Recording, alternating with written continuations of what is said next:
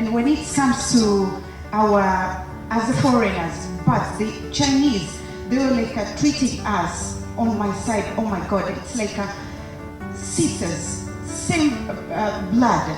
So we really appreciate, and the community that we live, to be honest, the Chinese government, they did a major and a very amazing role.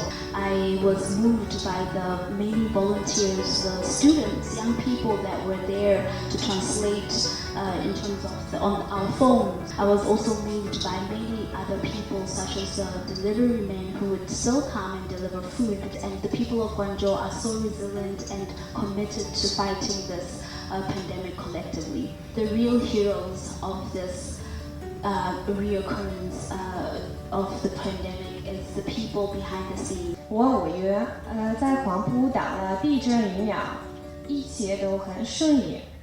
我所在的小区6月1日进行了全员核酸检测，大家有秩序的排队，100个人只用了10多分钟就测完了，而且一切都是免费的。